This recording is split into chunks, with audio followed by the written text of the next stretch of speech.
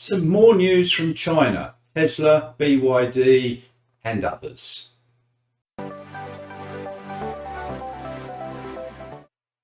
China has had EV subsidies for a while, and they were due to expire at the end of this year, 2022.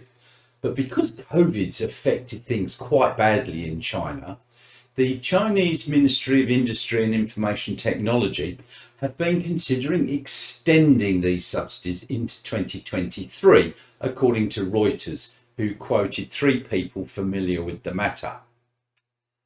The locking in of supply of raw materials is very important to EV car manufacturers, and BYD has secured a $593 million US worth of lithium supplies from a local producer, Shenzhen Chongqing Lithium Group. I think I pronounced it right, but I couldn't swear to that. This company is one of the largest lithium producers in China, and it bodes well for the future production of their battery electric vehicles from BYD. BYD is China's second largest battery manufacturer, behind CATL, or Contemporary Amperex Technology Company Limited, but it's catching it up. If you have a look at this graph, you'll see BYD is not all that far behind now. So it won't be too long and possibly BYD will be #1 battery producer in China. Some time ago, BYD and Mercedes were in a joint venture. Well, they've just launched the Denza D9 MPV, or multi-purpose vehicle, and it received over 3,000 orders within the first couple of hours of its launch. It starts at RMB 335,000, which is just under 50,000 US. Unfortunately, some of these variations are not pure electric, but the all-electric versions of the D9 have a pricing of RMB 390,000 and 460,000 for the 2 variants. Now, they also report that they've got a range of in excess of 600 kilometers. Yeah, but that's CLTP. So let's say 400 kilometers real world range. But that's not too shabby.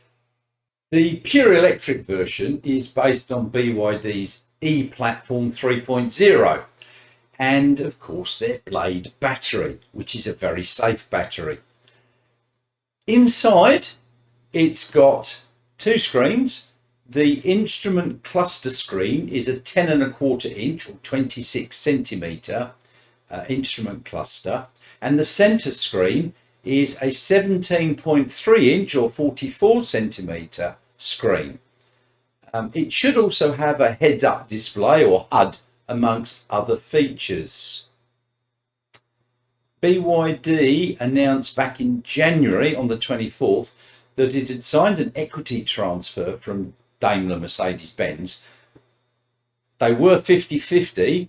That equity stake is going to take BYD's stake from 50 to 90%, and means Mercedes equity will be from 50 down to 10%.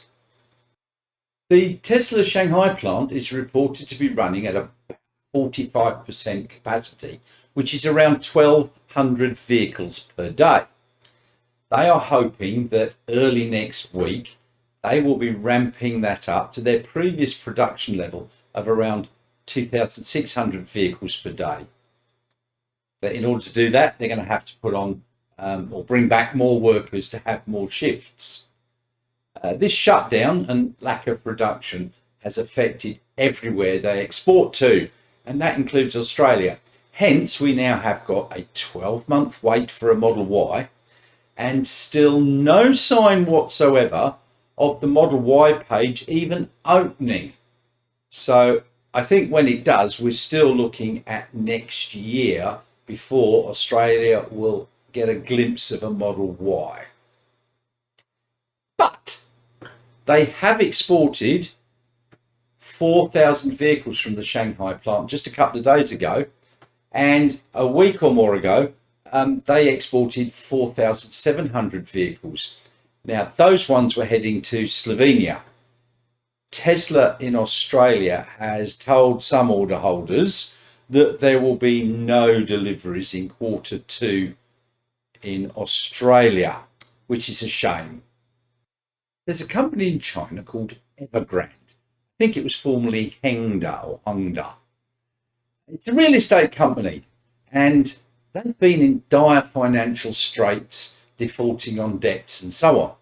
But in addition to their real estate interests, they do have the Evergrande New Energy Vehicle Group, and it's a car making arm. And they were soon to announce their first model, the Hongqi 5, but it appears to have pushed back its launch date, probably due to its financial woes. And I really wonder if it'll ever get into production. Doesn't look too bad, but we'll never see it in Australia, I don't think. So thanks very much for watching this very quick update on the Chinese electric vehicle scene. Please don't forget to subscribe, click the like button. It'll help grow this channel, and then I'll be able to reach more people with some interesting facts. Thanks very much.